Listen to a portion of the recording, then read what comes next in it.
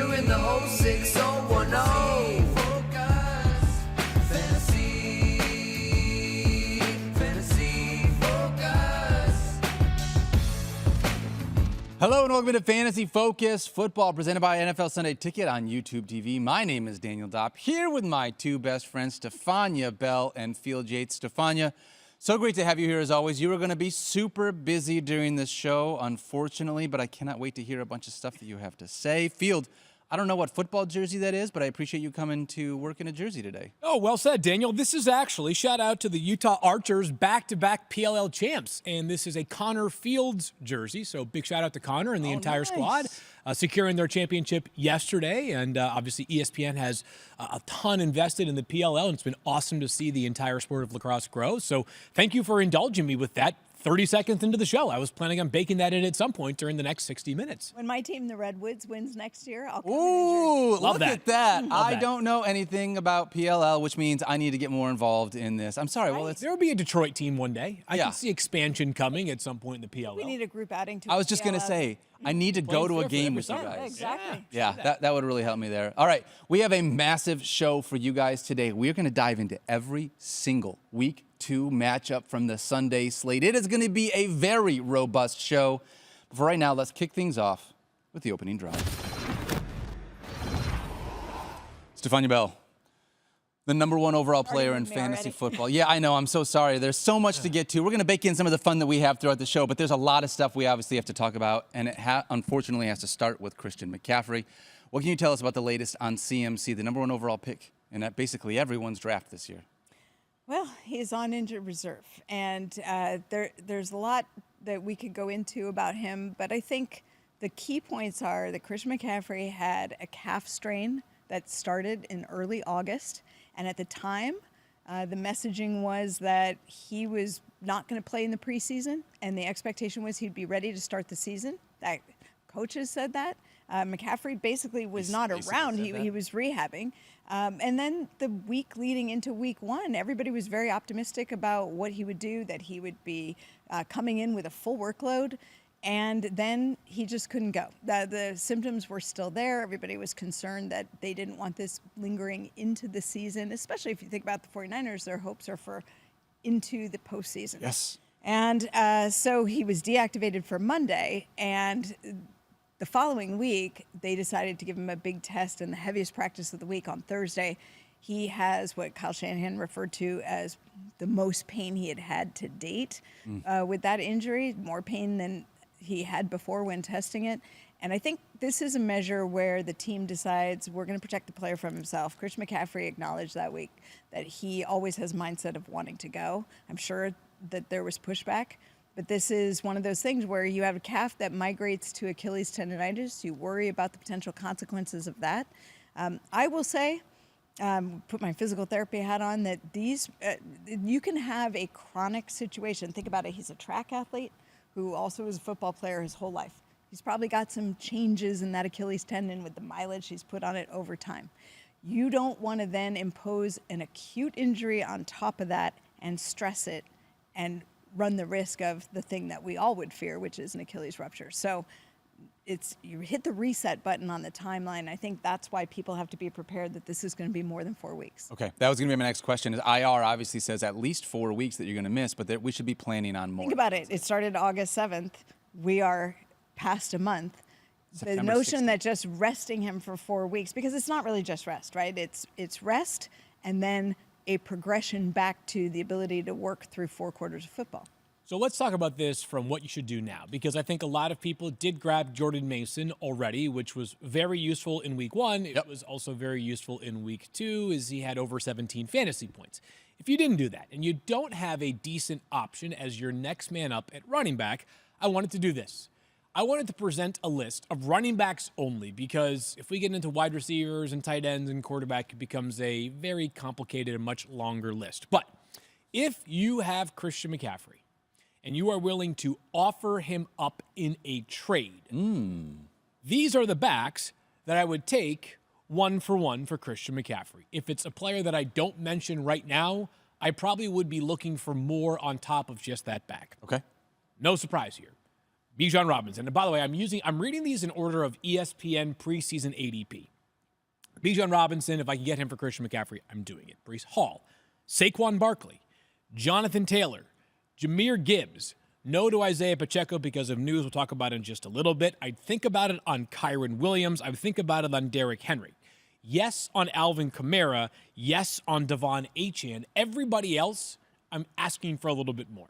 So even guys that have had hot starts, whether it's a guy like Josh Jacobs or a guy like James Conner or a guy like Ramondre Stevenson, I'm asking for a little bit more on top of those players. But the ones that I listed as definitive, yes. If you're the Christian McCaffrey manager and you can swing a deal for any of those players, I would do it. Is it likely? I'm not so sure it is because of the fact that it's at least 4 weeks.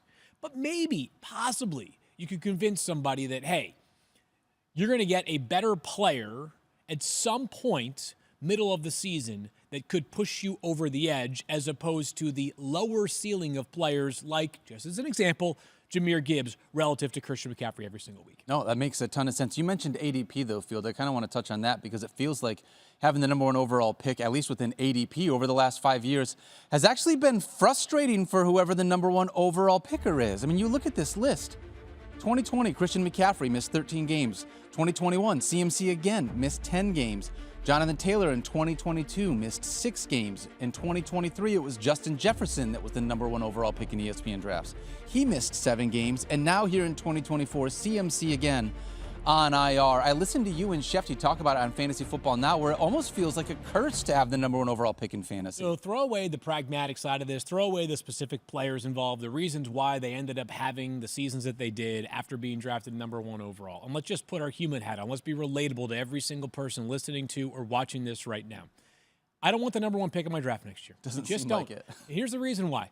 There's so much pressure on nailing that pick because every other player in the field could thrive, and if you don't nail your pick, you have regret, you have remorse. That's why I've talked about this year in the real-life NFL draft. I said the easiest pick in the entire draft was the Patriots at number 3. They're taking the quarterback that falls to them, right? If Drake May is not as good as Caleb Williams or Jaden Daniels, is anybody going to blame them for taking Drake May? No. So in fantasy football, the same rule applies. This year, I wanted pick number 5 because I felt like there were 5 players that were a cut above the rest. CMC, Breece Hall, Christian McCaffrey, CMC, Breece Hall, Bijan Robinson, CeeDee Lamb, and Tyreek Hill. Whoever fell to me at 5, happy with. Do you guys feel different? Like, would you want the number 1 pick overall next year? I just wouldn't.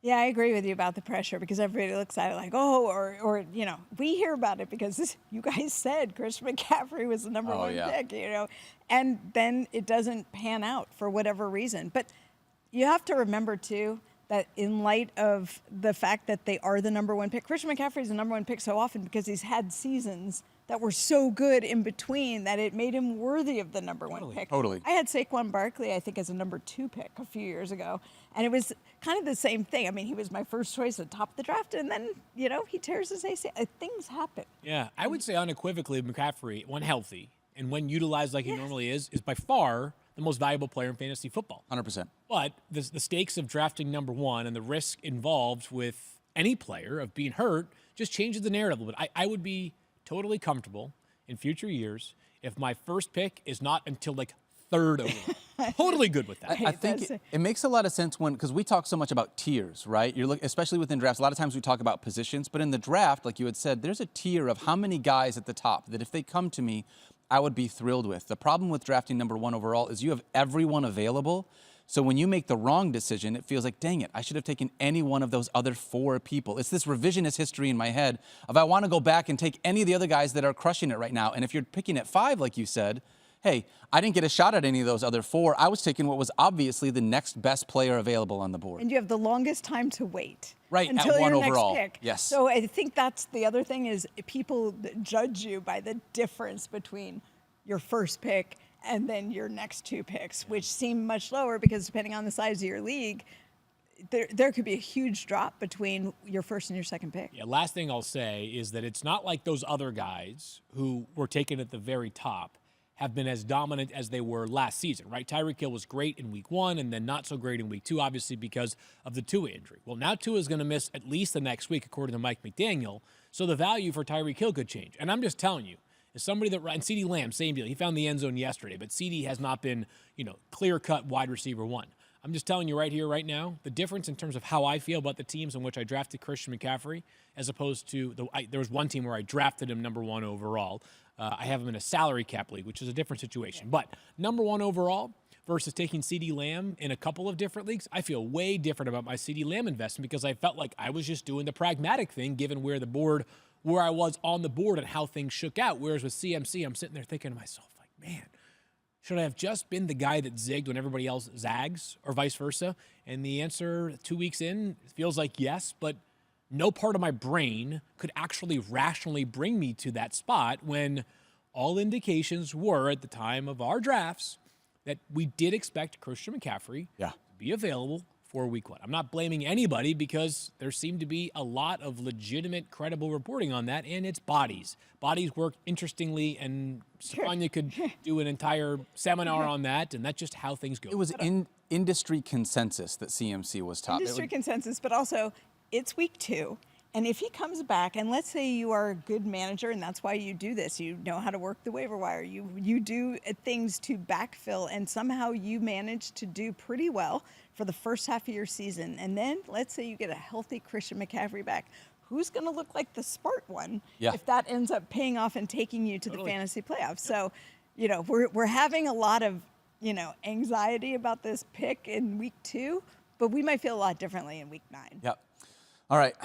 I guess we just close this up with maybe I'm never going to take anyone that is on the Madden cover ever again. Maybe I'll just say that. Maybe I'm just going to say I'm never going to. My 49ers are doomed. That's it. Yeah. This is it. We should maybe put a non-football player on the Madden me on cover. the cover next. Yeah, put Field on the cover of Madden. I got a couple of gnarly DMs over the past few days saying like, "Hey, the show was a lot better without you. I hope you tear your other." Oh, that's silly. Stop it. No. But just say, hey, it's all good. People are entitled to their opinion. Who cares if I bust my shoulder again next year? I mean, I would. But the rest of the world might not. So throw me on the Madden cover. I feel like that would be a good way to move a lot of video games. I agree with that. And it would keep all of our players safe for fantasy. Yes, and that's the most important thing. Exactly. Would we have more clips of you doing football things? That's right. I'm going to be trained. You guys, I'm just telling you, watch out. When I look like Amon-Ra St. Brown's dad next year. Oh, I love it. I love it. You guys, I'm getting the last We're laugh. getting a jugs machine down in the Bahamas next year. Right? I'm in on that. Yeah, let's make that happen. I've already ordered one. All right, let's get into our early window of the Week 2 recap. Again, just like we expected, Saints crushed the Cowboys. Guys, what's going on with the New Orleans Saints? Did I miss something about this team that I did not? Going on. Is that what it is? I think it's a huge part of it. And if you listen to what Alvin Kamara said in the postgame yesterday, he must have referenced him 3 or 4 different times, talked about the things that he's scheming up and how they are playing loose, and it's fun. I mean, he talked about how much fun he's having. It's easy to have fun when you're putting up ridiculous numbers like, was it 115 yards? Yeah. 3 touchdowns. 20 carries for Alvin Kamara, 115 yards. He had accounted for 44 fantasy points. Yeah, per Tristan H. Cockcroft, I want to get this out there. This is Alvin Kamara's 6th game with at least 40 PPR fantasy points, tying him with Tyreek Hill for the most among active players. By the way, this is different than a lot of PPR 40-point games. Right. He had 2 catches. Yeah. In non-PPR, he had 42 fantasy points. To reach 40 in non-PPR formats is incredibly ridiculous. I think the scheme's a part of it for sure. The Saints were stuck in like the 1990s with their old scheme. It was the same coordinator who had been there for nearly 20 years. Pete Carmichael, obviously, was let go. Clint Kubiak is a disciple of Kyle Shanahan. You can see some of the Shanahan elements in this offense. I did not think the Saints' offensive line on paper looked like a dominant unit, but the way that they are run blocking specifically right now is ridiculous. And because of how effective they've been on the ground, it's opening up these massive deep shots down the field. Rashid Shaheed, again, with a house call. Chris Olave, he ends up, I wish he had gotten that one extra half yard because it would have been a touchdown, but he gets a huge bomb down the field as well. The Saints have modernized their scheme. And get this, Derek Carr, he's one of 4 quarterbacks who's been a top 10 finisher in each of the first 2 weeks. No Patrick Mahomes on that list. No Josh Allen on that list. No Anthony Richardson on that list. Lamar Jackson barely on that list. He's been awesome so far this year. What I think is sustainable going forward for the Saints team is the Alvin Kamara stuff specifically. Right? Like Carr, I do think the jig will eventually come up, but Kamara looks not just like he's being much better blocked for, but Stephania and I were talking about this yesterday in the War Room, looks more spry. He's Right. got more juice. This is year. shades of the original Alvin Kamara that we right, knew and loved. And one of the things about him, he's got such good balance. Like, he is very hard to bring down. Oh, yeah. And he's got this incredible lateral agility. So he can move in space so well. And when those lanes are open for him, it's wizardry. And I do think there's something to this with them having fun and the schemes. I mean, Derek Carr talked about it a little bit too, changing. I give him some credit here. He talked about changing his approach, knowing that he had slow starts typically. And so he talked about getting more reps in the preseason so that when they hit the start of the actual season, it would feel like everything was more connected. So he feels like his timing with Rashid Shaheed is better. And look, if they're all happy and enjoying it,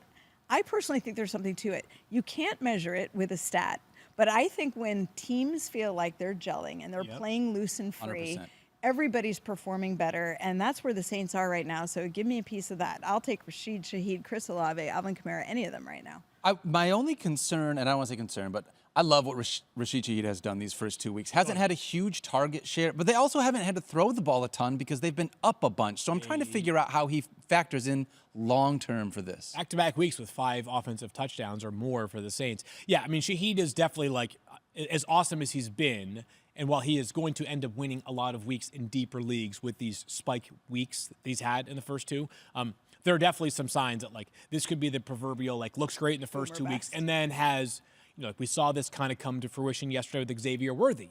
Rashid Shaheed and Xavier Worthy, I'm not trying to compare, like, how they entered the NFL. It's a very different path, right? But they have sort of a similar profile in the sense that, like, if you told me that Xavier Worthy next week, when the Chiefs played the Falcons on Sunday Night Football, has 2 touchdowns again, wouldn't surprise me. If you told me that again, next week Xavier Worthy has whatever it was yesterday, 2 total catches, also wouldn't surprise me. So I do think there is, like, the Jekyll and Hyde nature to Rashid Shaheed's game, but I feel much more confident in the Jekyll coming out, or I guess whatever the good side is in that equation, coming out more often in this offense, just based off what we've seen so far through 2 weeks. And, Chris Olave, like, I think that better days will continue to be ahead for him, but they haven't really needed him to be great because they put up 47 and 44 points in back-to-back wins. I would still expect Chris Olave to lead this team in targets by the time we get to the end of the season because I don't think they're going to blow every team out like they have these first 2 weeks. Where they're playing right now, who knows? Yeah, you know what? Maybe I shouldn't have said that. Maybe I shouldn't put that out there. But for the Dallas Cowboys side, Field, you kind of mentioned it. CeeDee Lamb is the only guy I'm really looking at right now as far as skill position players in this offense.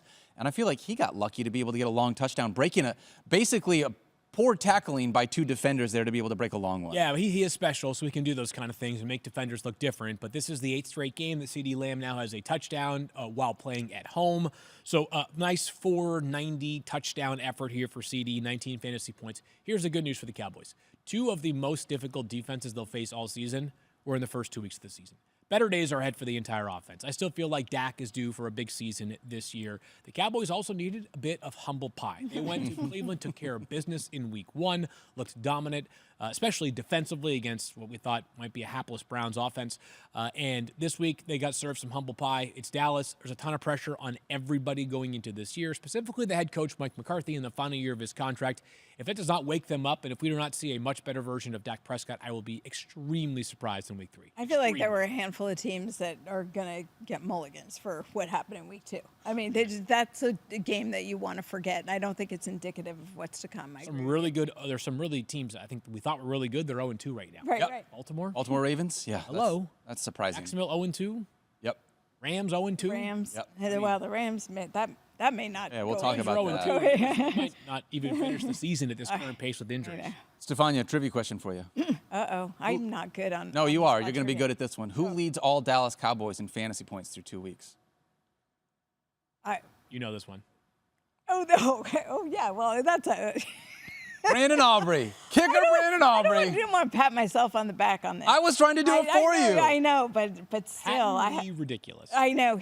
Listen. If he keeps this up, he's going to make my case for me about why you care about drafting he absolutely is. a couple rounds early. I will say I did get a couple of nice shout outs from folks who are like, I listened to Stephania. I took him in like the 13th round, and I'm so happy I did. He won my week. I mean, he might be the only person who scores consistently for them, and he had way more points than a lot of my other folks on my roster yesterday. Yeah. Don't love that. Don't love that. I mean, unless you drafted him, then of course you do. All right, let's move ahead. Talk about the Detroit Lions taking on the Tampa Bay Buccaneers. You want to take this one? Oh, Field, it hurt. It hurt. I'll tell you what. I played Chris Godwin sad music. in a couple of different places, and so that worked out really well. Just from the Bucs side of it, Baker Mayfield and Chris Godwin just looked so on the same page. Welcome back to the end zone, Chris Godwin. My gosh. I mean, Mike Evans was unfortunately a big dud in this one, and their rushing game was really difficult. Rashad White got hurt, ended up being banged up. So Came back, which is good. He came Yep. back. Yeah. But I had my eyes on that one, though. Just Bucky Irving again looked, I thought, I would say, better as a runner yesterday than Rashad White. I don't think this is going to be one where Rashad White loses his value entirely at all, but I could see a little bit of a discount, which is why he was one of my fades during the preseason. But Chris Godwin, the rejuvenation is upon us. looks great. Looks Got as amazing. many receiving touchdowns already this year as he did all of last year. Yep.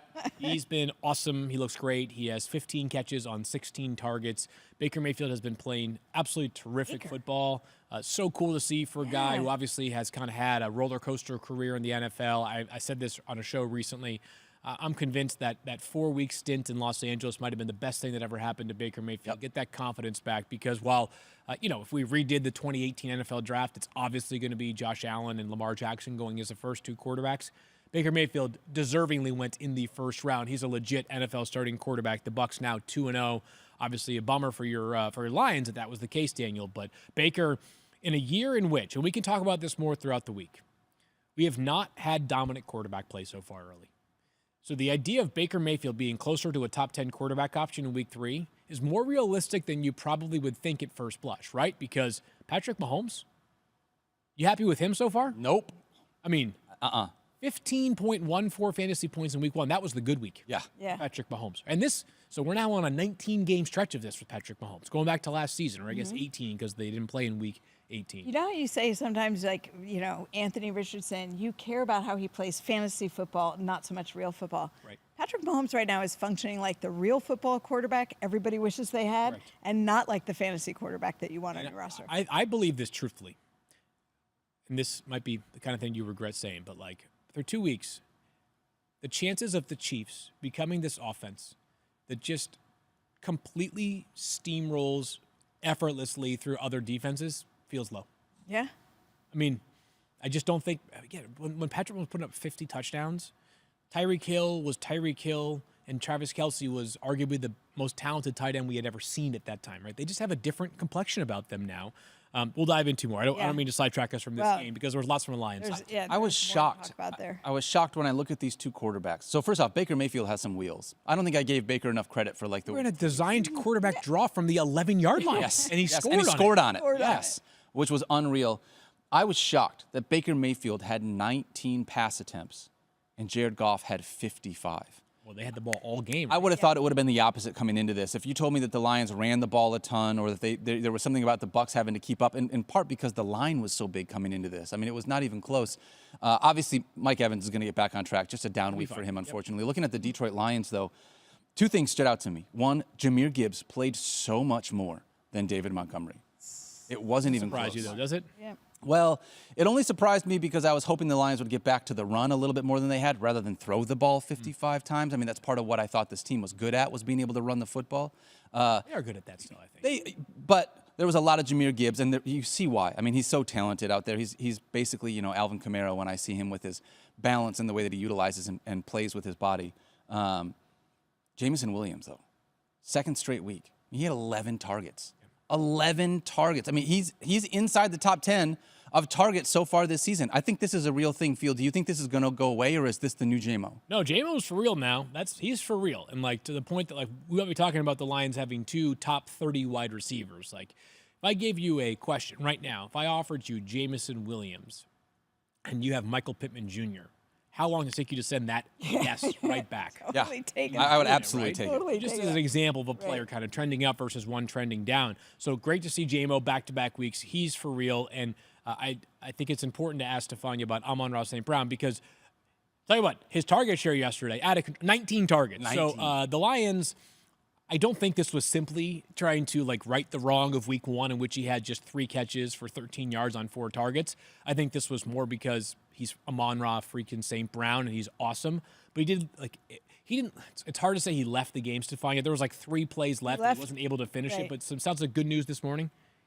Relatively good news. You saw there were a couple things where he looked to get a little bit banged up. One was that he took a direct shot to his thigh, which, this is often how we end up with these deep contusions that guys have. He also had an ankle tackle where it looked like his knee got bent inward a little bit, and he got up gingerly from that. But it was Dan Campbell who, by the way, is reliable. He's reliable whether he's talking about how they're going to involve Jameson Williams, but he's also really pretty reliable when he's talking about injuries. And he said, I don't think it's anything long-term, so that's the good news. It sounds like it is the contusion is the main thing, the bruising of his thigh. Big concern for me is that Jared Goff threw the ball 55 times and only 3 of them went to Sam LaPorta. I was going to say, I thought you were going to make I thought you were going to say something that was more like Lions fan than fantasy. No, that's Sam LaPorta thing, and it's getting less traction because of the fact that all tight ends stink now. Right. But yes, there was a case for those that were willing to pay the price on either of the top 2 tight ends. So far, the returns have been wasted draft picks. Yep. It's just a statement of fact. Don't love it.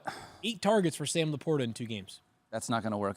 So Jameson Williams has more targets in either of his games than LaPorta has on the entire season. Have we seen a changing of the guard at the number 2 pass catching spot in Detroit? Put it this way, he's a second-year player. If this was a guy who, Travis Kelce might be an interesting one because his age. It's the capacity for big plays change when you're 35 as opposed to 27, 28. Sure.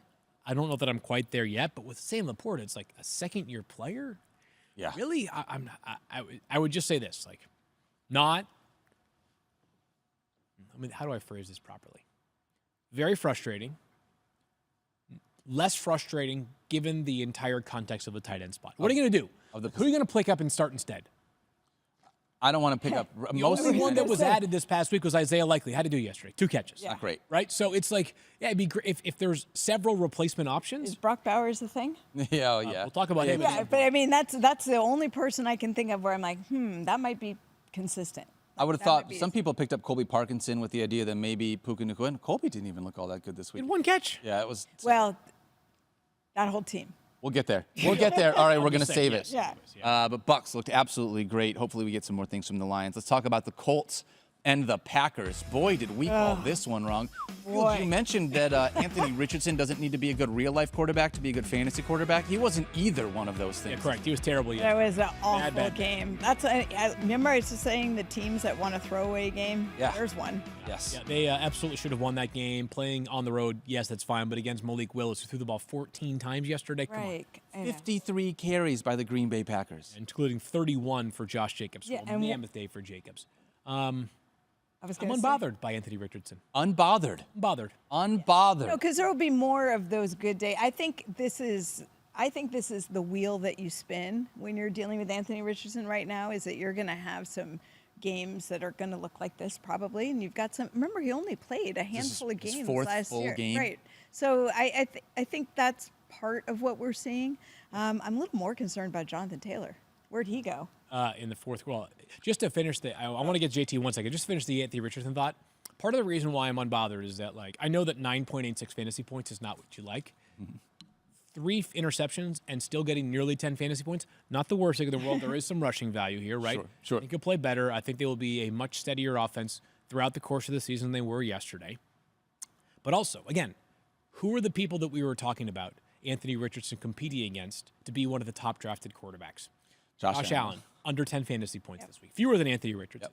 Jalen Hurts, who made it into the top 10 of quarterbacks last week as quarterback 10 with a very average performance, right? Lamar Jackson, average yesterday. Patrick Mahomes, back-to-back duds. So I can't sit here and crush Anthony Richardson when all these quarterbacks that were drafted high have been, top 5. Back-to-back duds for Brock Purdy. I get it, different, a lot of factors in play, but Richardson, unbothered by that. Jonathan Taylor, Stephania, what the heck happened? He wasn't there for the fourth quarter. He must have been hurt, right? No, he wasn't hurt. That's the thing, is apparently there is no injury to Jonathan Taylor. It's just we're left a little bit confused about what exactly happened there. Stunning. Trey Sermon's in the game. Right. Trey Sermon, who, I don't know, former third-round pick, fine, but bounced But around. his history in the NFL is not. Yeah, I mean, this is not a fantastic, player that right? I would say you would not be saying to yourself, yeah, like I get it, like ceding carries to Trey Sermon every once in a while. No, Jonathan Taylor barely played, if he even played at all in the fourth quarter. Told reporters it was a coach's decision to keep him out. I think that we'll be asking about the coach's decision today. Hopefully, we'll learn more about what was going on. He was looking good yesterday as well, was JT, as he had nearly 16 fantasy points, just obviously didn't find the end zone as the team only found the end zone once. But he's not the player that I'm most concerned about in this offense. It's Michael Pittman Jr. It's not close. And I want to talk about this more throughout the week. But through 2 games, we have 26 total completions for Anthony Richardson. So that's a low volume number of completions, very low. 17 yesterday, and that was the big day for Anthony Richardson. Averaging 13 completions a week. On top of that, while I don't think Alec Pierce is the same caliber of player of Michael Pittman Jr. yet. He's much more involved than any second wide receiver was, other than Josh Downs for that stretch in the middle of last year. And that Josh Downs stretch coincided with still monster Michael Pittman Jr. days. 7 targets yesterday for Pittman. That number is fine. It's not great. It's fine. We were banking on, or we were hoping for 10 to 12 targets as a regular occurrence for Michael Pittman Jr., and we have not gotten that from 2 games. And I just don't think this offense is going to function in a way that's going to allow that to happen frequently enough. Yeah. He's very concerning to me. 3 for 21 yesterday. The idea that you drafted a guy to be a very consistent, solid wide receiver 2 for your fantasy squad has not delivered on that number, and I don't know how you expect that to change with the way that you're I'm seeing myself on that one. I didn't think about that one cogently enough during the preseason because I had an idea of what I thought the Colts offense might look like with Anthony Richardson under center. And it's looked a little bit like what I thought it would, like a lot of design runs for the quarterback, a lot of RPOs. But I did not think there would be as few opportunities for Michael Pittman Jr. as there have been relative to where he was last year. And while he's a really, really good player, he's a really, really good player that got exceptionally elite usage last season. Yeah, like to your point, Field, he had 10 or more targets in each of his first 3 games to start the season last year. I would love to see that kind of volume here. 10 targets once right now would be amazing. Yeah, tough one. That's just ridiculous. 9 games last year, he had 10 targets. So hopefully we get back there with Michael Pittman because I am a little nervous. Are you buying any of this Alec Pierce stuff, or is this kind of like a Rashid Shaheed light? Well, not so much to overtake the Michael Pittman Jr. because I do think there's something about the whole offensive structure that's puzzling there. But Adonai Mitchell, who was my big preseason hype, is being left in the dust relative to Alec Pierce. And I don't think that's what my thought was in the preseason based on what the opportunities were. Pierce should be added right now, though. Yeah. Yes. Just because he's been a thing through 2 weeks. He does have excellent speed. It's going to be a big play offense. Should be added right now. I'll be really quick on the Packers side. One, if Malik Willis is the starting quarterback, don't play any wide receivers. Don't do it. And Josh Jacobs is the only guy that I'm starting from this offense. Correct. Until Jordan Love returns, nobody else is startable. They threw the ball 14 times yesterday. I do not know who they play in week 3. I apologize for not knowing off the cuff. But if they, assuming they have Jordan Love under center again, nobody is startable. Yeah. I mean, someone could have a day, but I'm not banking on anyone in particular. I am with you on that. All right, let's talk Raiders and Ravens. This one was also crazy. Cannot believe the Raiders were able to eke out a win against the Baltimore Ravens. Huge. Great win for the Raiders. It was a great win, and it was a huge day for the 2 pass catchers. Devontae Adams looked like classic Devontae Adams, and Brock Bowers just crushing it as a rookie tight end. Devontae Adams might have the catch of the day. Oh my God. That toe, like So the 2 ridiculous. toes in the end zone, Getting them and down. just go back if you haven't seen that. Just go back and watch the clip and appreciate it, and appreciate that that's what Devontae Adams can still do. And it looks like he's being looked for now. 12 targets. Yeah, 9 catches for 110 yards and a touchdown. Awesome. I think Great touchdown catch. That's a tough one-handed grab he made. bigger story. I mean, that's Devontae Adams, and we kind of expect him to still be that guy. And, I understand he was drafted a little bit later in drafts, but he's still Devontae Adams. The big story for me is Brock Bowers. Just crushed it. 9 for 98. If you waited, especially at the tight end position that we're talking about has been so brutal through the first 2 weeks. Unbelievable so far. He has 15 catches, which is the most by any tight end through his first 2 career games since at least 1960. It's pretty good. That was like 64 years ago, if my math is correct. Yeah. And let's just talk about this for a second. Brock Bowers, I think, was every one of our sleeper picks for tight end. But the question mark, the reason why he wasn't a certainty to be a top 10 tight end was, hey, can you trust a guy who might be the 3rd option and splitting reps at tight end in his own offense with an offense that does not have a great quarterback? Well, it's pretty obvious right now. He's not the third option. Nope. He's either 1A, 2 at worst. Yep. And he's a special football player. Some of the stuff he was doing yesterday on the field was just ridiculous. He is exceptionally talented. They are getting him the football a ton. The 13th overall pick for a reason. This has been one in a terrible start for tight ends. There's been one good story for tight ends so far this year. It's Brock Bowers. The Raiders absolutely drilled that pick at number 13. I don't care if it was the biggest need on the roster or not. This guy's a difference maker. And for fantasy, he could be the kind of guy that we look back as, I know it sounds crazy to call a guy a league winner in week 2, but that's, given how bad the tight end state looks like right now, that's the kind of player you might have in Brock Bowers. It's just brutal at the tight end spot. So if you do have him, and you are thrilled to be able to throw him in your lineup week after week, I'm out on these running backs. I think I'm out on Raiders. Have them. Running They're all yours. Whoever wants them. I know. It's been brutal. I was hoping Zamir White was going to be more of a thing. Only 9 carries in this one. Did get a couple of targets, but we saw Alexander Madison get more work in week 1 and then kind of fall back to where he was at. Given just the yo-yo situation of the running backs in this offense, I'm just not starting either one of them. Only thing that I would say, in the short term, they play the Panthers next week. So the Panthers obviously really struggling out of the gates and have just been roasted on the ground through 2 games. Yesterday was not pretty for Carolina, obviously, as well. Would not surprise me if one of those two has a relatively good day next week, but I am not expecting consistent performance from these two backs throughout the season. And the fact that the two of them are splitting enough carries, and Zamir White, the better power runner, doesn't even get the goal line carry yesterday. For all those reasons, I'm with you, Daniel. I'm out. When you expect them to have a better day, you mean you hope that they're at least top 30 at the position? Is that would what? be nice. Like that would feel nice. great. Yep. What about for the Ravens? Are we seeing Zay Flowers break out here? Back-to-back games with double-digit targets. I don't think I was expecting Flowers to get this much usage in the passing game. Yeah, I mean, there's no other wide receiver that's even on the radar at all in Baltimore. No. This is excellent. It's excellent usage for Zay Flowers, who's such a talented guy. We had no questions about the talent. It was simply the volume here and how they were utilizing him. I think if you were dubious of one thing after week 1, it's, are we headed for a Jarvis Landry type year? And I say that with a lot of respect in the sense that, like, he absolutely crushed it for PPR, but you might have 100 catches for 1,000 yards. Mm-hmm. Are we getting that, or are we going to get the potential for 12, 13 yards catch, which, do the math, over 75, 80, 85, 90, 100 catches makes a big difference over the course of the year. It looks like we might be getting more big play upside from Zay Flowers and found the end zone as well. And the tight ends kind of split work yesterday. Yeah. Wasn't ideal, but Mark Andrews did have 5 catches for 41 yards. So he looked much more like the Mark Andrews that we are expecting week in and week out. But the two of them having a role is not eating into Zay Flowers having the role in the passing offense. No, with you on that. I was disappointed. Only 3 targets for Isaiah Likely after what was a big week 1, thinking he was just going to be a bigger part of this. Even though we had Mark Andrews ahead of him, I still thought he was going to be a top 10 tight end. That's where we all sort of had him ranked in. Sadly, he still might be a top 10 I know. with 2 catches. We really doesn't even deserve a top 10 category. It's so lean. No. All right. And then Derrick Henry, 18 for 84 and a touchdown. So like to be able to see him get in the end zone. Solid. Appreciate that. All right. Chargers and Panthers. Big takeaway from this one. If your team plays the Panthers, I guess you start everyone, although you just mentioned they play the Raiders next week. So we're going to put that to the test field.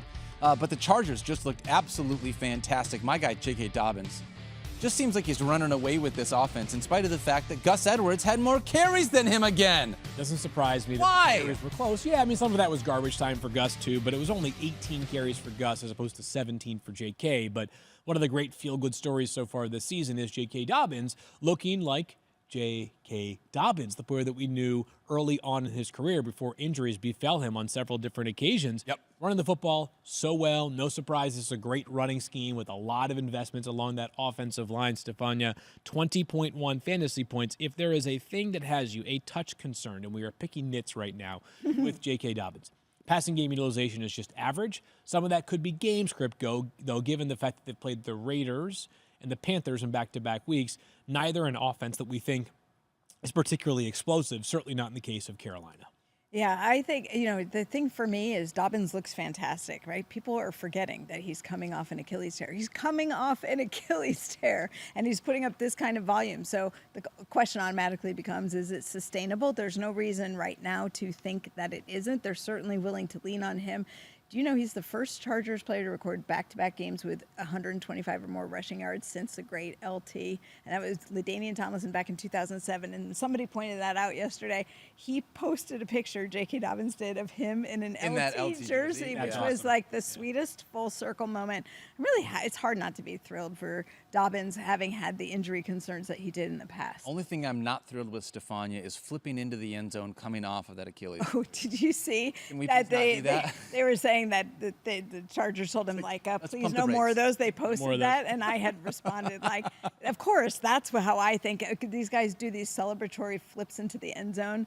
Invariably, someday, somebody gets hurt, and then it's not funny anymore. So, JK, don't tempt fate. We've already been there, so let's just keep you upright and running. I feel like we saw Justin Herbert get banged up a little bit in yesterday's game. We did.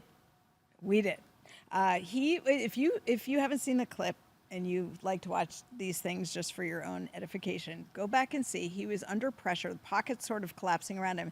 This is when you worry about contact injuries for quarterbacks, right? Because there's a whole swarm of color around them, and they are just trying to make a play.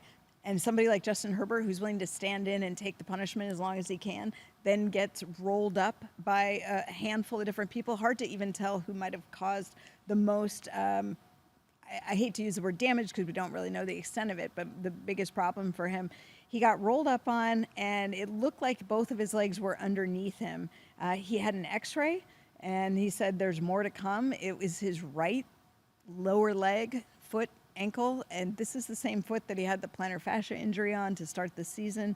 So not that the two are related, but you just don't like to see any cumulative kind of thing. Justin Herbert is one tough kid. I mean, every time he seems to be majorly injured, he somehow continues to press through. But the fact that he had x-rays and is getting more testing tells you it's not insignificant. Field, when I'm looking at these pass catchers, is Quentin Johnston a guy that we need to be paying attention to now? I'm not quite there yet, but here's what I'll go to. Happy for the kid. I was just going to say that. Happy for the kid. Really, a totally forgettable rookie season, but a guy was a first-round pick. Good to see him find the end zone twice. I'm not there yet with adding him, but I'm very happy for Quentin Johnston to have at least one moment under the sun here during his second season. Yeah, with you on that. And who knows what the confidence can do. I'll go back to all these qualitative things that you can't measure. He has been so heavily criticized for all the drops. And even in the preseason, there was a lot of oh, what are we going to do? It's got to be Josh Palmer and no one else. Can't rely on Quentin Johnston.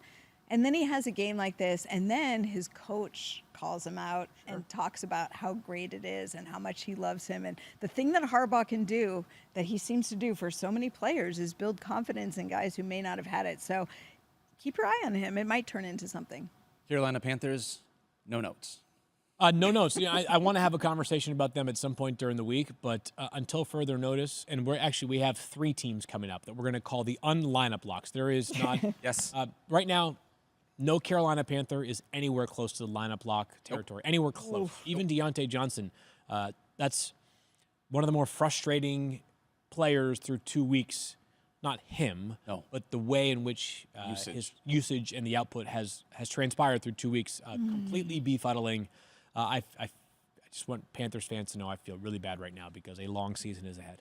All right, let's talk Browns and Jaguars move ahead. This one probably can be pretty quick, too, unfortunately. Let's talk about it. So Travis Etienne, who has 62% of the team rushes yesterday, other than him, is there any player in a 10-team league, maybe even a 12-team league, from the Browns or the Jaguars that you say, starting you? I was upset that Deshaun Watson vultured Jerome Ford's touchdown, because if Jerome Ford had gotten that touchdown, I would have said maybe Jerome Ford. He's the must only start? guy. No, he's not a must start. And on the other side, He had fewer carries than Deontay Foreman. Yeah, I was watching I that know. carefully to see if I want to find out why. Why? And obviously, Evan Engram got scratched before the game due to a hamstring injury that he suffered in warm-up. So when you see where he is, obviously the first week was a dud for him, and we didn't even get a chance to see the second week. So let's find out how serious it is. Was Christian Kirk kidnapped? He had -1 receiving yards yesterday, so he had more receiving yards. Daniel Dopp had more. I had more receiving yards yards than Christian Kirk. yesterday. Wow. Yeah, no, I mean he's Christian Kirk is a droppable football player right now. Love the player. Have a ton of respect for how he showed a lot of people up who were snarking at his contract. He's been awesome for 2 straight years. He was especially great back in 2022. Right now, based off the fact that he is clearly wide receiver 3 on an offense that is not functioning at a high level, he is droppable for fantasy football purposes. For the Cleveland Browns, Amari Cooper is coming dangerously close to that. I feel really bad for a guy that I believe is a talented football player. There's not a single Browns wide receiver that I trust. How many games do you think Deshaun Watson, in his time with the Cleveland Browns, which I get it has just been 2 partial seasons plus 2 games so far this year, how many times do you think he has thrown for at least 300 yards? Well, Has there been any? 0. Yeah. Oh my gosh. I was going to Good say, job, yeah. Stephania. Well, 0. I didn't think so. It's a non-functioning passing offense. Why would you want to start a Cleveland Browns wide receiver right now? He must be using his legs a lot then because they paid him so much money. He did run the football okay enough yesterday. He had that rushing touchdown. But, yeah, I mean, it's Deshaun, no. The running backs, no. Until David Njoku returns, obviously no tight end there. And Amari Cooper and Jerry Jeudy you're hoping for the best with these when you start either of them. Amari Cooper has been completely ghosted through 2 weeks. Would you drop Christian Kirk and pick up Brian Thomas, or do you just want to stay Yes. away from this Jaguars Yes, offense? I am definitely interested in Brian Thomas Jr., but 2 catches yesterday. Yes, for 92 yards, but is he a must-start in a 10-team league? I don't think we're at that point yet. That's fair. All right, 49ers and Vikings, Stephania. I feel like you felt like I felt at this time.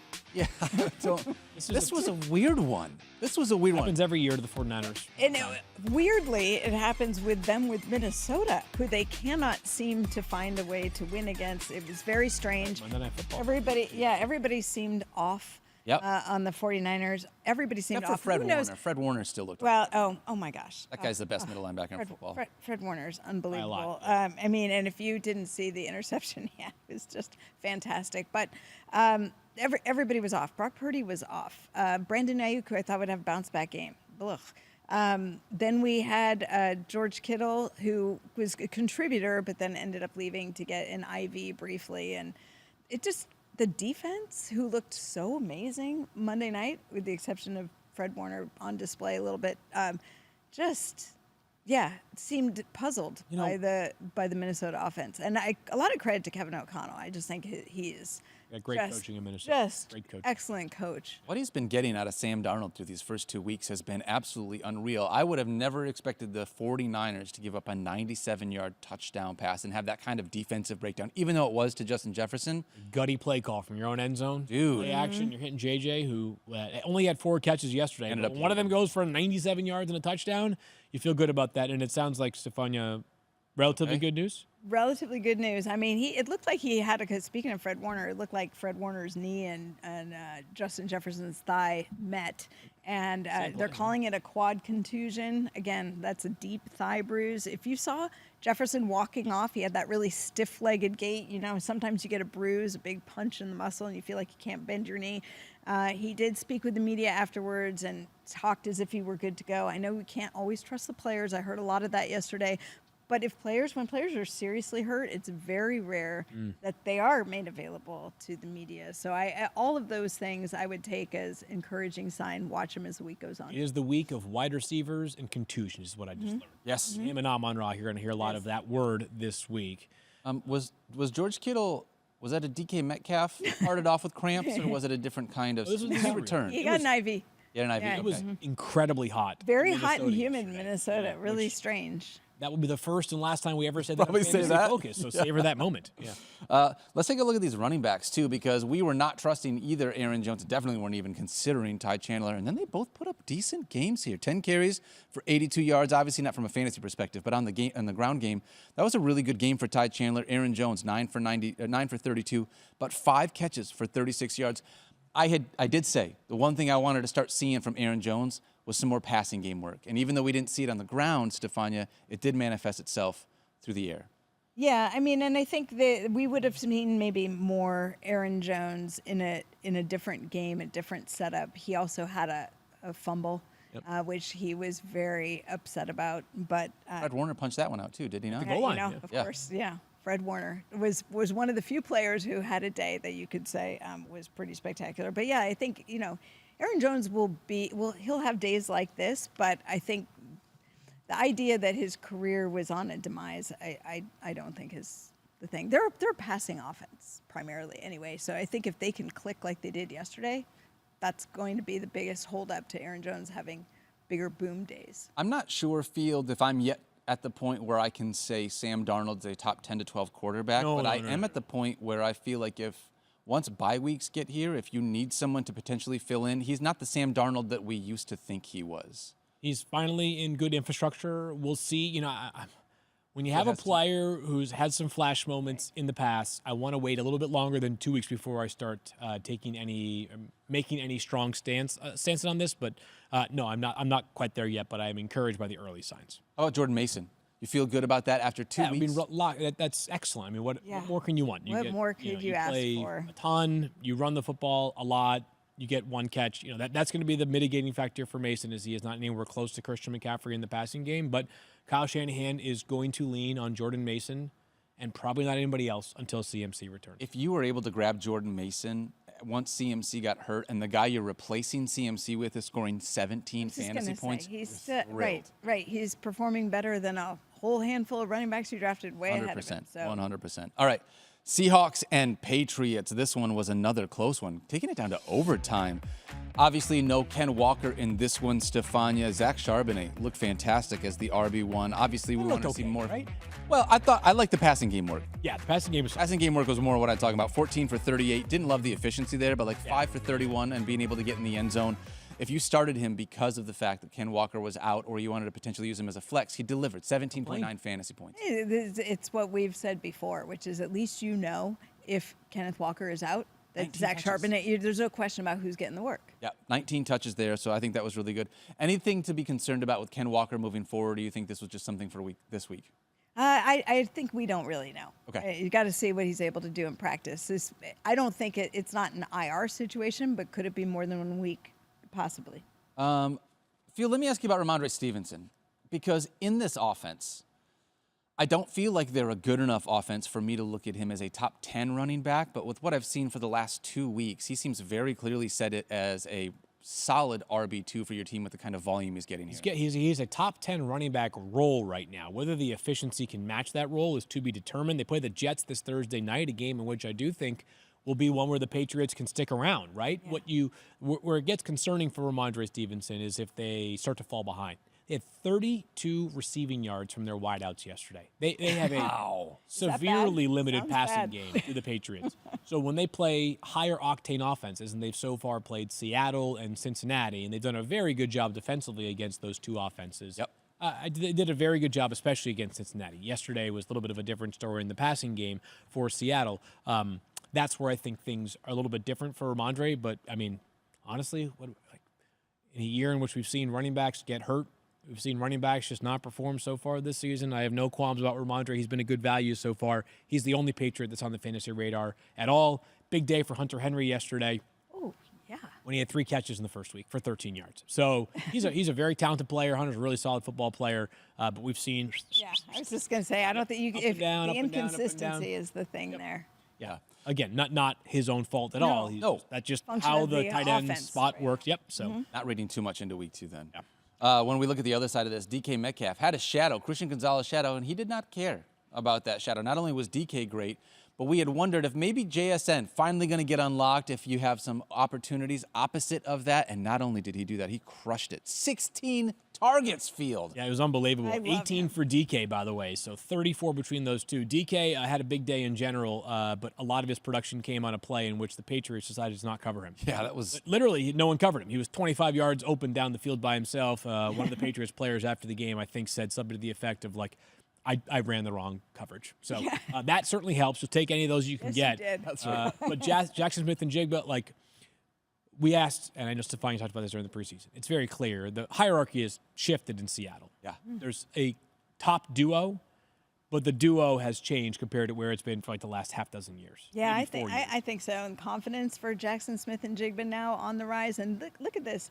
12 receptions, career high. Most he's had in a game before was 7. That was in week 13 of last year. So as Geno Smith gets confident with him, I think that is going to be the pairing. Yeah, can't wait to see what he's going to continue to do in this offense. Do expect really big things from JSN here in year 2. All right, Jets and Titans.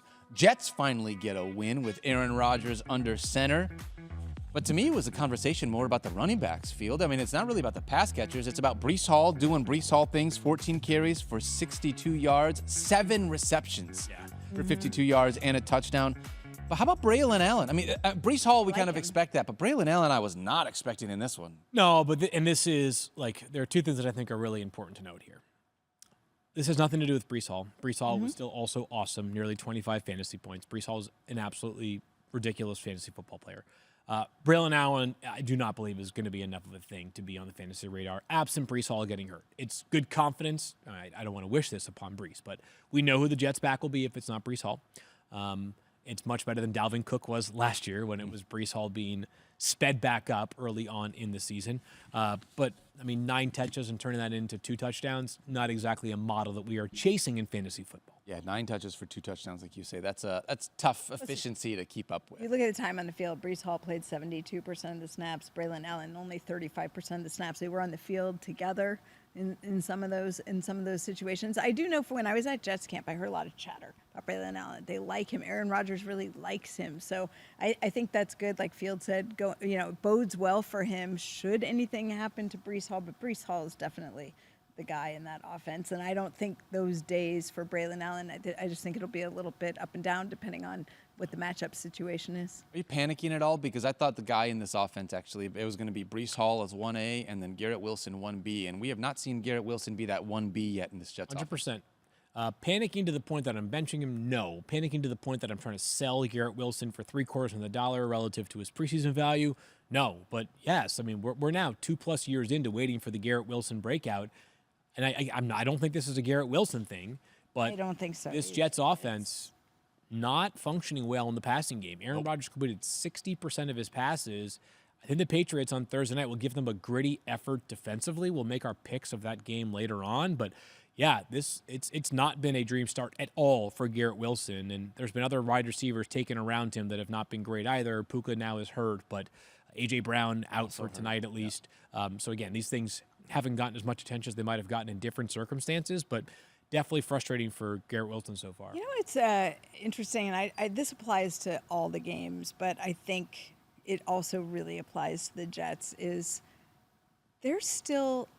is still the end of preseason. Damian Woody said it. So many of these offenses did not play together, right? They never put their grouping on the field in the preseason. So their first couple of games are like their preseason while they try to figure things out. Aaron Rodgers hasn't played football in a year. And as much as he's been around the team and they practiced together, nobody was on the field together in the preseason. What Aaron Rodgers and Garrett Wilson look like at training camp and the way he was looking for him and everything that was projected was all about Garrett Wilson having a breakout season. When you get to the real game, it is not looking like that. Aaron Rodgers is hurried. The offense doesn't look totally in sync. They're defaulting. It's certainly against the 49ers. It was a big mess. I feel like I wouldn't give up on the Garrett Wilson breakout just yet. I think it just might be delayed. I mean, obviously they're going to have to fix some things to get to that point. But I think that he will be a bigger target. It's not going to be Alan Lazard every week. Doesn't feel like it. No, We'll Alan see. Lazard with a robust, I think, 3 catches for 11 yards yesterday. It was Yeah. 2 catches for 11 yards. But I'm going to be quick on the Titans here. Yeah. Tony Pollard's still the guy over top of Tajay Spears. Totally. That didn't change from week 1 to week 2. And the talented Mr. Ridley looks fantastic again. Thank you. That was a movie reference. Yeah. unbelievable I did catch get for the that. end That was a zone. great catch. Unbelievable catch for Calvin Ridley. Good to see him.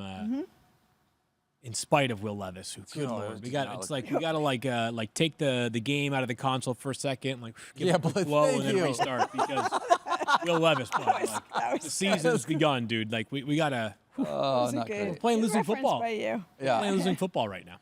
All right, let's talk Giants and Commanders. I cannot believe that the Commanders won this game without scoring a touchdown. Fields, you put out a tweet about this that was just like field goal, field goal, field goal, field goal. Like I don't understand how it happened. Drives, one of which was a 1-play kneel down at the end of the first half. Otherwise, 7 drives, 7 field goals, and they win 21-18. The Giants kicker Graham Gano got hurt during warm-ups. He came into the game hurt. So the Giants couldn't kick extra points, thus the 18 points on 3 touchdowns from the Giants. But separate and apart from that, guys, Malik Neighbors. Yes. Show yesterday, 18 targets. So just what we asked for in the preseason for Malik Neighbors, we don't care about how good the quarterback is. If you're getting an elite target share, 10 or 12 targets per game, you take that. He got 18 yesterday. 18 targets. So enough. I mean, just that's ridiculous. We hope that I don't need 18. I'd take half of that every week and be a very, very content 100%. Malik Neighbors manager. He already has 5 plays of 20 yards or more this season, 5 catches, obviously, of 20 or more yards this season. He's a big play waiting to happen. He's a stick of dynamite on the football field. He's exceptional. Keep doing this, New York Giants. There's not a lot going right for you right now offensively, but keep feeding number 1. Yeah, Malik Neighbors is the only New York Giant that I'm considering starting in fantasy football this year. Right, as of right now, hopefully maybe we see some things change there. I did use Daniel Jones as one of my in a super flex league, and he actually did not disappoint this week, which was surprising. I mean, the Commanders' defense can be had. Right, and that was the rationale for doing that. Field, what do you think the norm is for Jaden Daniels? Was it more what we saw in week 1? Is it what we saw here in week 2? I think it's in between. I think people can sit here and say, like, the touchdowns are obviously going to be more volatile week in and week out, but back-to-back games with at least 10 rushing attempts for Jaden Daniels. Yep. Back-to-back games with at least 44 rushing yards. He had 44 yesterday after 88 the first week, but he had 226 passing yards. Like, wouldn't you take pretty good passing with really good rushing opportunities for Jaden Daniels? I would, at least, as I think, and again, how many quarterbacks have been great in back-to-back weeks so far this season? I think Jaden Daniels is going to be appropriately hovering around quarterback 10, maybe as high as quarterback 7 or 8 each and every week. And Brian Robinson, 17 carries for 133 rushing yards. He's the running back you want in Washington, if you ever had any doubt. Yeah. Looks great, too. He looks faster this year. Well, wasn't it last year? Was the I think it was gunshot? 2 years ago. Was it 2 years ago? But still, I mean, literally took a gunshot to the thigh a couple of years ago. Of all the things as a running back, He looks great. It looks awesome. excellent. Yep. I'm worried about Terry McLaurin, and he's another one of those wide receivers that, like, I've got, you mentioned Michael Pittman, like, he's one of those guys. I think that Jaden Daniels is a really good passing quarterback. Watching him coming out of LSU, we just haven't really see it manifest towards Terry McLaurin. Yeah, the thing I'd say about Terry, like the only like redeeming factor for Terry is that he was being drafted as like wide receiver 35, around the likes of like Amari Cooper. So you're like, well, like, at least I didn't take Amari Cooper at least. But yes, 6 catches for 22 yards from McLaurin. I'm surprised the explosive plays have not taken place yet in the passing game. All right, those are the 1 p.m. games. Let's get into the 4 p.m. games, my friends. We just mentioned 18 targets for Malik Neighbors. I'd love to have 18 targets for a kid named Marvin Harrison Jr. because he crushed it yesterday with only 8 targets. I was going to say he might not need 18, but for all the people who wondered, and we're already having a lot of agita over drafting Marvin Harrison Jr. so what was that early. word? Agita. I believe that's like the Italian word for like heart pains, right? Yeah, like, the stress, the anxiety. They're like, oh, there he is. That's the guy we were looking for. Looks fantastic. Diving into the end zone, getting tackled on that first touchdown was just, I would think it was his first. Here's what I'd say. Like, I'll be quick because I feel like this is a bit of like a straw man argument here because I know that most reasonable people were not freaking out over 1 catch. Like, there are players that you can like make a leap on early in their career who haven't like shown it, and you're like, am I like totally sure this guy is like the real deal? But like when you have a player who is widely regarded as the best wide receiver prospect since Calvin Johnson potentially come into the NFL in an incredible situation with a very good quarterback. Are you really going to let 1 game sway 3 seasons at Ohio State plus like the past 5 months leading up to the season's, like, your opinion?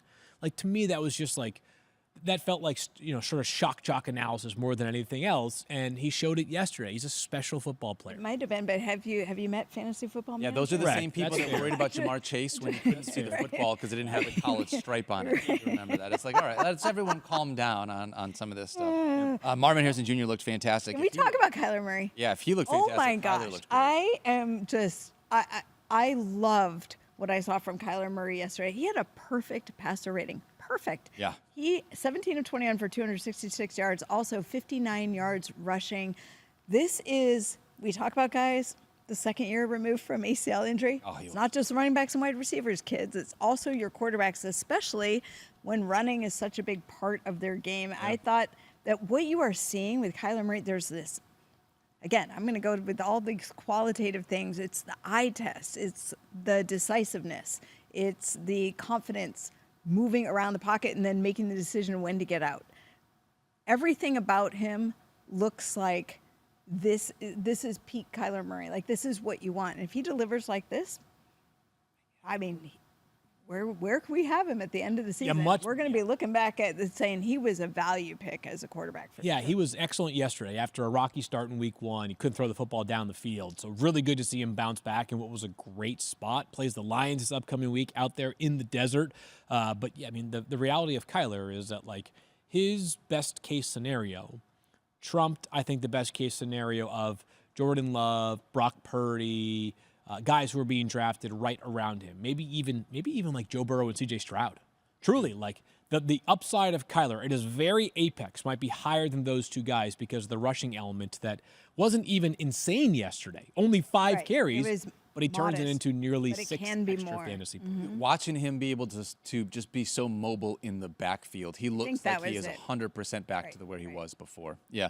James Conner still got it for what it's worth. Still got it? Yep. That's the big one here is Cooper Kupp's to find you. Yeah, that's the tough one. Let's talk about his injury. Well, the Rams, the Rams, look at Sean McVay basically said the only good thing about the game, the only positive takeaway was that the game was over and they could move forward. It was a disaster day for the Rams, and one of the biggest disasters was the injury to Cooper Kupp, who obviously was getting more volume of work because Puka Nacua was already out with the PCL sprain. He got his left ankle trapped under a defender while making a tackle. He tried to come back in, but really couldn't.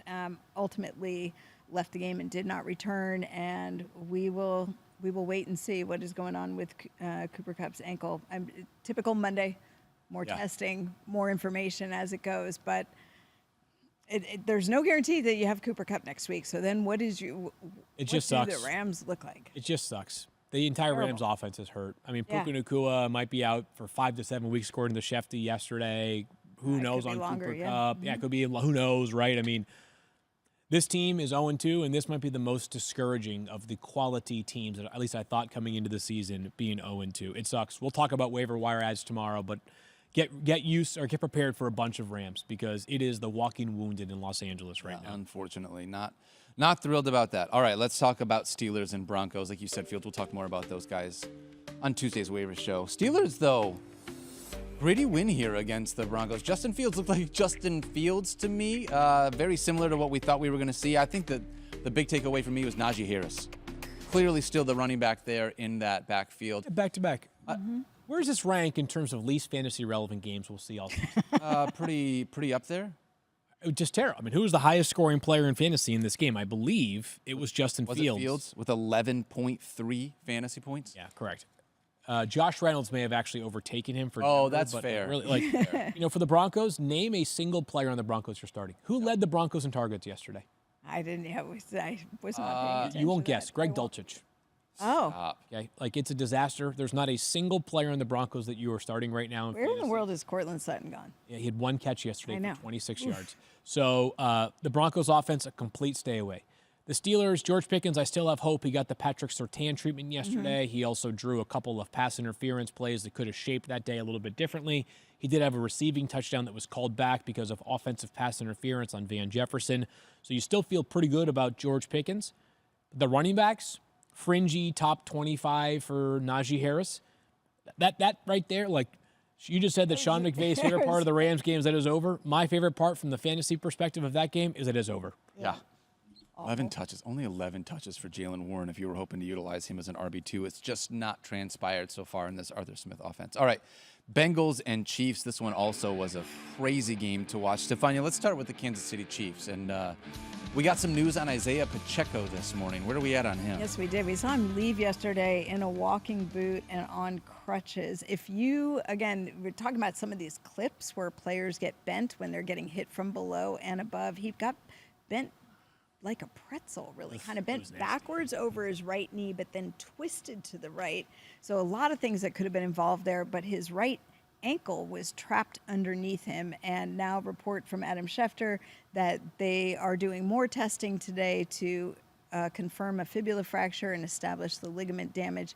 These are high energy injuries, right? This is why the hip drop tackle, which we'll talk about later because it came to play in a game, they worry about ankles getting trapped underneath because when ankles rotated and twisted, ligament damage, and that energy just keeps going up the leg, and the fibula is that bone, skinny bone on the outside of your leg. That's where the fracture comes in. So in his case, it was a little harder to determine because it was very crowded in how he was getting tackled, where there was a direct contact injury to the fibula, or whether this is a mechanism resulting from his ankle getting trapped. But either way, not great. And ultimately, the extent of the damage will dictate how long he's going to be out, but I would plan for a multi-week absence. Yeah, Adam did also add this morning he's headed to IR, is Pacheco. Oh, right.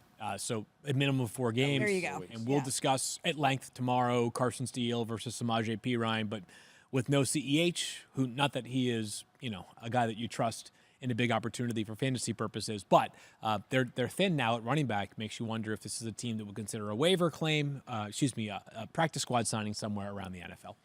So here's the other big takeaway for me from this game. No Hollywood Brown.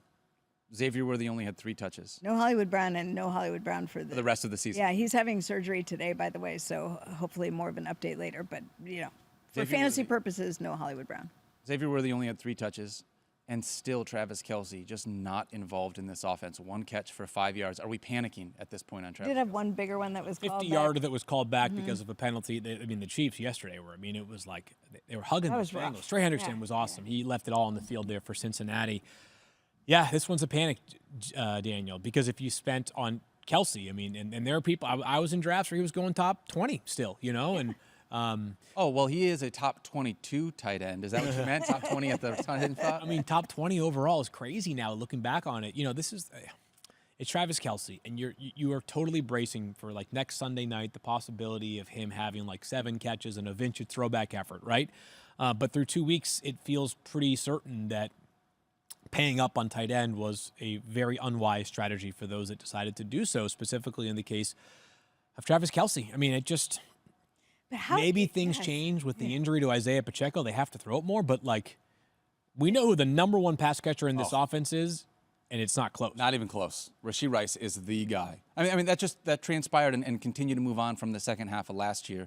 It felt like we were just picking up right where they left off, where Patrick Mahomes just has eyes for one guy. Yeah. Yeah, but it's still, to me, it also feels like the offense is disjointed a little bit. A bunch of offenses feel this way so far this year. I feel like through 2 games, offenses are not looking as sharp as I would expect them, given a bunch of these teams being where they should be at. Let me ask you guys this just quickly. Kelce, not going to change. He's still going to be a top 10 tight end this week because there's so few of them. Rashee Rice will be a top 15-ish wide receiver.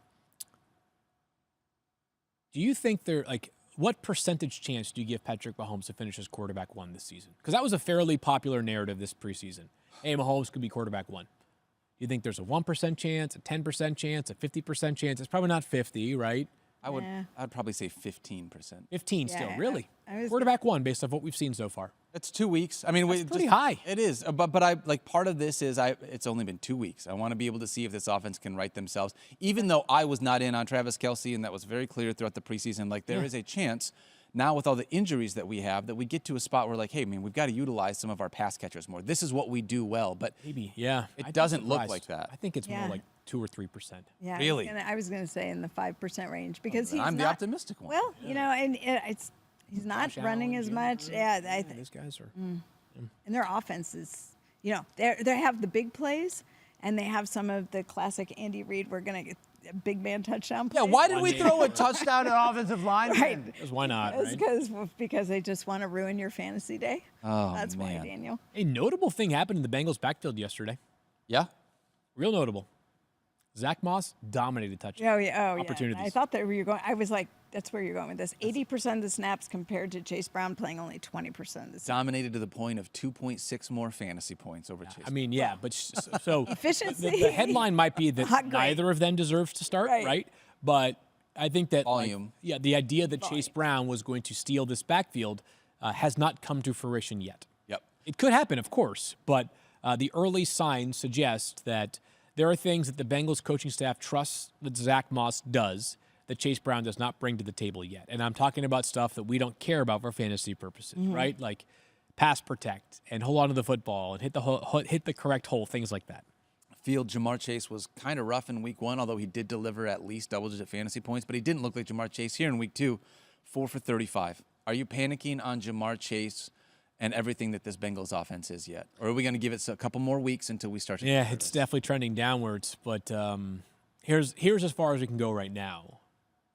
Clearly, of the three wide receivers that were being taken after CD and Tyreek, Jamar feels like by far the lowest ceiling player. Yes. Jamar, amon-ra, Justin Jefferson. And amon-ra had a dud in week 1, but yesterday was like 19 targets. Like, holy. And obviously with both those two other guys, Jefferson and amon-ra, it's dependent upon the health right now. But, oh boy, tough watch for the Bengals. And they have now started out slow for the 5th straight year. I mean, they always do this with Joe Burrow. Since the Joe Burrow era started, they're like 1-9 in the first 2 weeks of the season. Yes, better days are ahead, but that's a frustrating watch right now because with T. Higgins out, teams are just saying, fine, you want Andre Iosivas to beat us? Go for it. It's not going to be Jamar Chase, though. Let me ask you this. 3 guys in ADP after Jamar Chase were A.J. Brown. Yep. Would you rather have A.J. Brown than Jamar Chase? Garrett Wilson. Hold on, though. Actually, Yeah, I was going to say A.J. Brown is hurt. Assuming he's back next week, which we can't assume, but just... Right. Okay. Just to point out, confirm he's out for tonight, if anybody is listening. Garrett Wilson. Would you rather have Garrett Wilson or Jamar Chase? They kind of feel like a similar player to me, to be honest, right now. Mike Evans. Still pretty close. Yeah. Okay. Yeah. But it's less about the players behind him and more about the players that were like right in front of him. You were considering him being next debated to. upon. Yep. Yeah, that's fair. It's a tough one because Jace has just not delivered, and this Bengals offense does not look like what I was hoping they were going to look like. It's disturbing when at the end you've got Joe Burrow saying it's about the worst loss he's ever had, like worse than losing Super in the Bowl. Super Bowl. Yeah. Yeah. Like, what does that say to you about the state of the state? And when you hear Zach Taylor kind of like, there's not really any answers. There's not things that they are pointing to and saying, this is what we need to fix and this is why. It's them seemingly puzzled by their own function during the 4 quarters is the part that has me the most concerned. Like if there was a problem that they were like, okay, this is what we need to do to go solve it. But the whole starting slow thing is weird to me because the circumstances coming into each season for the Bengals have been so vastly different. And typically, it's involved a Joe Burrow injury. This time, he was present for a lot of the preseason, but Jamar Chase was absent. A lot of teams haven't really played together and need to get in sync. So what is it with them that is making them so incapable of functioning well? I'll say this, and I don't know how to quantify it, but you kind of kicked the show off with this statement, Stephania. The vibes in New Orleans, where they're all happy and excited and joyful to play with each other, this feels like a team on the complete opposite end of the spectrum, which does not feel great. Obviously, we still got to figure out what's going on with T. Higgins as well in this offense. All right. Yep. Sunday Night Football recap. Bears and Texans. This game took forever because there were 165,000 penalties. Not only that, chain gang member got hurt. That was a stoppage. So that tough. to see. Yeah. Hope he's doing all right this morning. But yeah, there were a million penalties in this game. The Texans grind out a defensive win. Yeah. Right. I mean, a lot of field goals in this game. A total of, I think, 7 field goals. Just 1 touchdown scored from by both teams. On the Texans side, though, I think it's fairly straightforward. There's still 2 very startable wide receivers. Nico Collins was excellent again last night. Outstanding. Stephon Diggs, 6 targets, just 4 catches. But Nico was dominant, back-to-back, ridiculous efforts from Nico Collins. Looks every bit worth that $24 million per year extension. Oh, yeah. Looks like a bargain, actually. It absolutely does. In the context of what wide receivers are getting paid right now. Tank Dell, this is back-to-back weeks where it doesn't happen. Brutal. It just, again, nothing to do with Tank Dell. Nope. Everything to do with the fact that there's only one football to go around. So I think there's going to be some boom weeks for Tank Dell. He's a hard guy to confidently start in a 10-team league right now. Yeah. He had 1 catch for -6 yards last That's not good. I had more receiving yards than 2 guys in the NFL this week. Tank Dell. Wow, a lot more than them. That is brutal. Yeah, and obviously Joe Mixon running hard, Stephania. Left early, did end up coming back, but it seems like we're okay with that ankle injury. No, I actually think it's more significant. So, Joe Mixon, if you were not watching the game, this was one where in the broadcast booth, to their credit, talked about it quite a bit. This appeared to be a hip drop tackle. There's these several variables that have to be checked off for it to meet the true definition of what the NFL is looking at as a penalty for the hip drop. They call it a hip drop swivel tackle.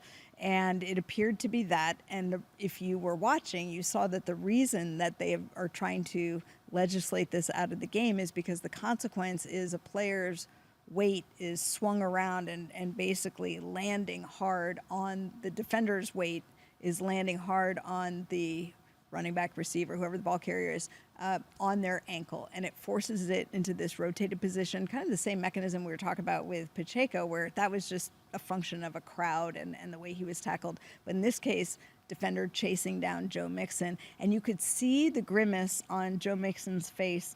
Limped off, quickly went to the locker room like they wasted no time. He did try to come back, but then ultimately, and people were shocked that he was even trying to come back in, and then that didn't last, and the game was over. So it remains to be seen, but that is certainly the recipe, potentially, for a more significant ankle injury. They've taped it way up, but, adrenaline of game, taping, et cetera. I mean, good that it wasn't a more substantial injury from the get-go, but it remains to be seen whether he will be able to play this week or not. Cam Akers feels like the next man up in this backfield. Damian Pierce inactive last night because of a hamstring injury. He kind of been buried anyways in the depth chart. So Cam Akers, what's old is new again. He certainly will be on the waiver wire list that we'll discuss in depth tomorrow.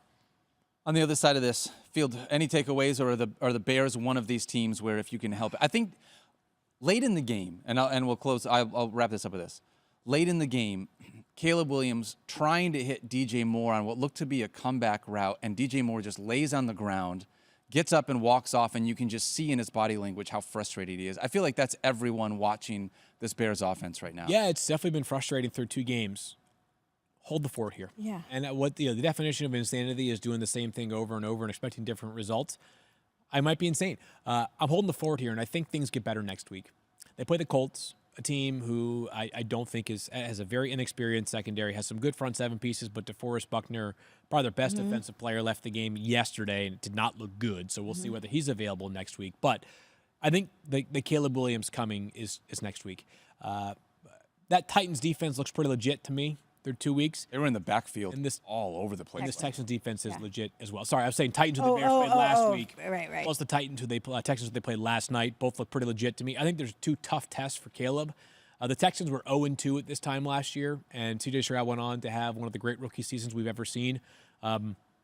Trusting the process there with the player. Keenan Allen, we'll see when he's back. Definitely a question mark we'll be asking you about throughout the weeks. Yeah, and on the broadcast last night, Melissa Stark said Keenan Allen was dealing with plantar fasciitis. So we're looking into that a little bit more because that was not something we'd heard before, just a heel injury. But plantar fascia does attach to the heel, so it's possible that this is the one and the same. So stay tuned for more information because the reason that matters, if it's the case, it makes me more concerned about something that is problematic for multiple weeks, even if you are trying to play through it. So. Yeah. We'll see. I'm concerned about Caleb Williams. I was glad to see Caleb Williams leave healthy out of that game because he had no time. Crushed. I mean, if you look at all that, you can go in and look at next gen stats, all the pressures, the hurries, the sacks. I mean, there was just no time for him. So your young quarterback whose tendency is to try and make plays happen anyway, probably got a little bit in the hero mode, but he's also functioning with under complete duress the entire time. I feel like the 7 sacks were brutal. I mean, it just felt like he was getting clobbered over and over and over again. That Bears offensive line was just overrun by that defense. He really could have used a safety valve like Keenan Allen in this game. He made a number of throws. It kind of felt like it was you're watching someone play desperation, Madden. Yeah, or he has some like Brett Favre in him, throwing across his body, across the field, doing some things.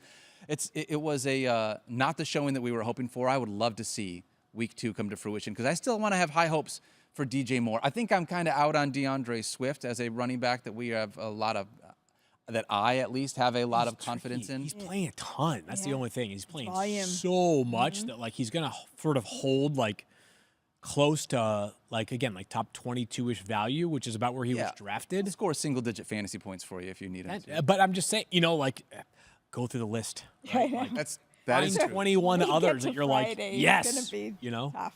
Yeah. So, and I thought there was a chance the backfield would have a bit more of a divide and conquer mentality to it, but like Roschon Johnson is not playing at all last night. He's just getting punched. He got punched on the sideline, not even playing in the game. Crazy. So, anyways, I digress. But DeAndre Swift, the volume and the workload is pretty solid. I think think the efficiency goes up here for this Bears offense. I think we're going to look back at these first 2 weeks and say, that's two pretty sturdy tests they faced to begin Caleb Williams' career. Let's hope that's the case. 10 for 30 in week 1, 14 for 18 in week 2. Efficiency not good. Hopefully they can get back on track here in week 3. All right.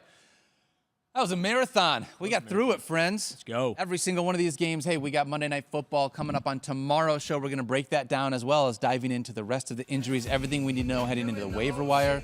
Today's show presented by NFL Sunday Ticket on YouTube TV. We love you guys. Don't forget to love each other. Be kind to yourself. Enjoy Monday Night Football. Don't forget, no A.J. Brown tonight. No A.J. Brown. That's fun.